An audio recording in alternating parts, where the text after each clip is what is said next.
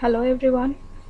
इस क्लास में हम बात करेंगे डिमांड कर्व लेफ़्ट से राइट या डाउनवर्ड स्लोपिंग क्यों होता है। और इससे पहले वाली क्लास में मैंने बताया था कि डिमांड क्या होती है और लॉ ऑफ डिमांड क्या होता है। तो आज की क्लास में हम पढ़ेंगे रीजंस कि क्यों ये डाउनवर्ड स्लोपिंग होता है। तो सबसे पहला है law of diminishing marginal utility. Law of diminishing marginal utility से हम क्या समझते हैं।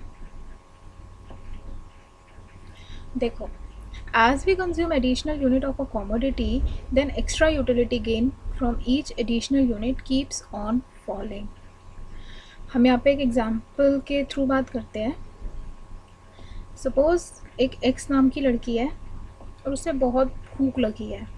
वो एक रेस्टोरेंट में जाती है और वहाँ जाके एक पिज़्ज़ा ऑर्डर कर देती है और जो पिज़्ज़ा है उसकी कॉस्ट है 100 रुपीज़। 100 रुपीज़ उसकी कॉस्ट है। तो जब वो फर्स्ट स्लाइस उसकी लेती है तो उसको पूरी सेटिस्फेक्शन मिल रही है 100 की। जब सेकंड खाती है तो उसको सेटिस्फेक्शन मिल रही है 90 की। सेम जब वो थर्ड स्लाइस लेती है तो उसको सेटिस्फेक्शन मिल रही है 80 की। और जब तक वो फोर्थ स्लाइस खाती है वो फुल हो जाती है। तो हमें ये दिख रहा है कि जैसे जैसे वो एक एक एडिशनल यूनिट ले रही है तो उसकी यूटिलिटी उसके लिए कम होती जा रही है। जो सेटिस्फेक्शन उसे फर्स्ट स्लाइस में मिली थी वो धीरे धीरे उसके लिए कम हो गई। अभी यहाँ पे हम एक और एग्जांपल ले सकते हैं। हमें कोई जोक सुनाता है, हम फर्स्ट टाइम तो बहुत हंसते हैं, दूसरे टाइम कोई सुनाएगा थोड़ा सा हंस लेंगे। अब सेम जोक कोई बार बार रिपीट करेगा तो क्या हम उस पर हंसेंगे? एक टाइम पे आके हम उस पर नहीं हंसेंगे, हम बोर हो जाएंगे। तो वही है law of diminishing marginal utility.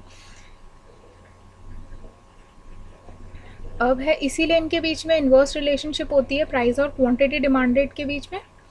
अब है सब्सटीट्यूशन इफेक्ट। सब्सटीट्यूशन इफेक्ट से हमें क्या समझ आता है? Substitute product. अब जो सब्सटीट्यूट प्रोडक्ट है,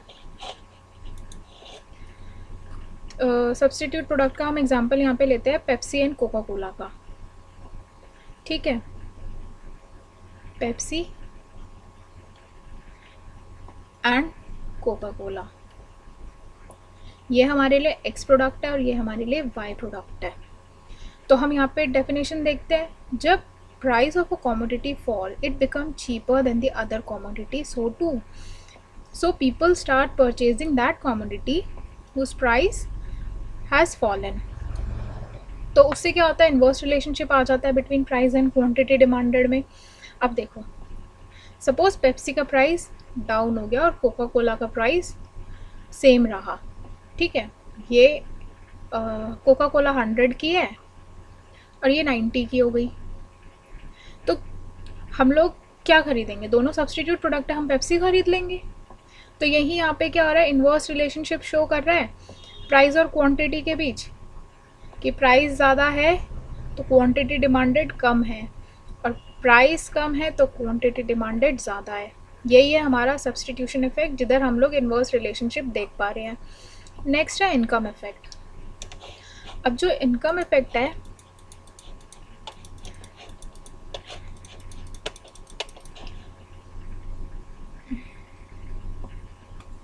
इनकम इफेक्ट में कह रहा है price of a commodity falls, consumer has to buy the same amount of commodity by paying less money. Suppose यहाँ पे कंज्यूमर की इनकम है 1000, इसमें वो किसी पर्टिकुलर प्रोडक्ट को खरीद पा रहा है, उसका प्राइस था 100, जो उसने खरीदना है उसका प्राइस था 100, तो वो 1000 रुपीज़ में कितनी यूनिट खरीद पा रहा है? 10 यूनिट्स। अब इधर ये हो रहा है, सो द कंज्यूमर, अब यहाँ पे क्या है कि जैसे इसका इनकम 1000 है और उसका प्राइस 100 है, लेकिन वो 10 यूनिट्स खरीद पा रहा है। अभी हम डेफिनेशन देखते हैं। So consumer is left with some amount of money that is due to fall in price of commodity, so real income of a person increases. यहाँ पे इनकम जो है कंज्यूमर की वो कांस्टेंट है। कंज्यूमर की इनकम में ना कोई इंक्रीज़ हो रहा है ना कोई डिक्रीज़ हो रहा है। वो 1000 थी, अभी भी 1000 ही है।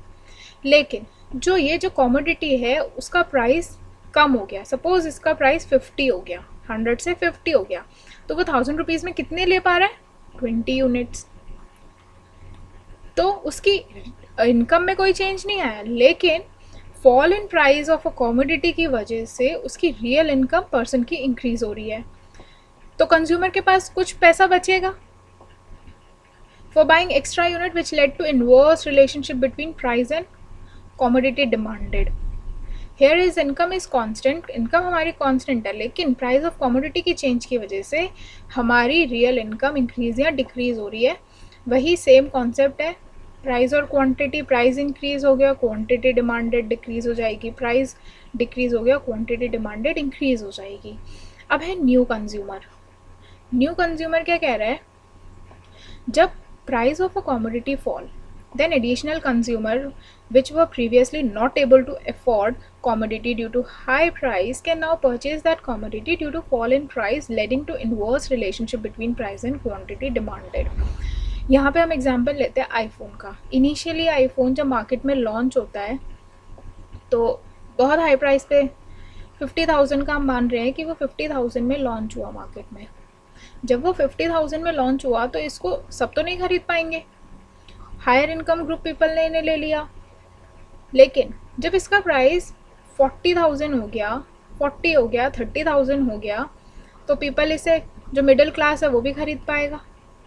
तो इससे क्या हुआ? इसने न्यू कंज्यूमर अट्रैक्ट किया। तो यही है सेम कॉन्सेप्ट, बिटवीन प्राइस और क्वांटिटी में इनवर्स रिलेशनशिप है। प्राइस कम हुआ तो ज़्यादा लोग खरीदने आ गए, प्राइस ज़्यादा था तो जो उसको अफोर्ड कर पा रहे थे बस वही ले रहे थे। अब है मल्टीपल यूज़ ऑफ कॉमोडिटी। अब कुछ कॉमोडिटीज़ होती है जिसका मल्टीपल यूज़ होता है और यूसेज डिपेंड करता है उनके प्राइस पे। जैसे यहाँ पे एग्जाम्पल है मिल्क का।